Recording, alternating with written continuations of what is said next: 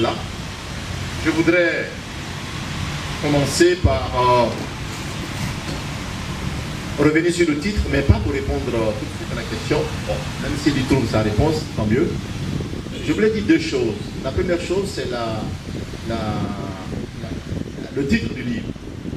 La sœur Edith est là, je voudrais la remercier. Voilà. La sœur Edith, c'est elle qui est la responsable des éditions Saint-Augustin ici à Lemay. Et c'est elle qui a accepté mon manuscrit après l'avoir soumis à un comité de lecture qui est dirigé par quelqu'un d'exceptionnel, voilà, leur directeur littéraire, que je voudrais remercier ici. J'ai tenté de l'avoir, mais je n'ai pas pu, donc c'est pourquoi il n'est pas là. Donc je remercie la sœur Edith, je remercie la maison d'édition qu'elle dirige. Alors, quand j'ai soumis le manuscrit avec le directeur littéraire, on a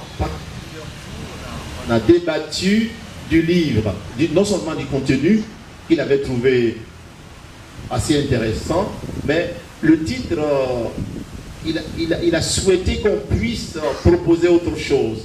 Mais cette autre chose-là était bien. Malheureusement, ça me donnait l'impression de toucher un peu à la théologie du sacerdoce ministériel. Vous savez, il faut, quand on est prêtre, tous les confrères ici le savent, les ambiguïtés autour de la question du célibat, il faut les éviter. Voilà. Donc, le titre qu'il m'avait proposé, c'était la lettre à mon épouse bien-aimée.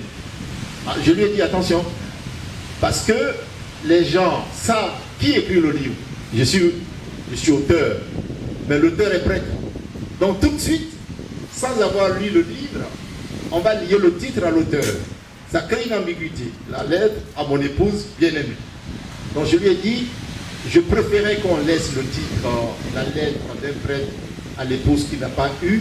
Et donc lui, il a souhaité que je puisse retravailler la fin du livre.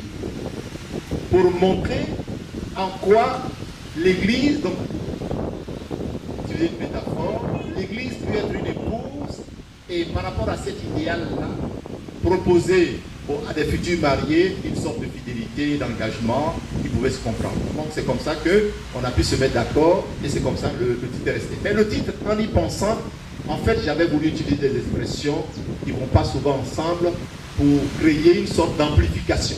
Voilà. La lettre d'un prêtre à l'épouse.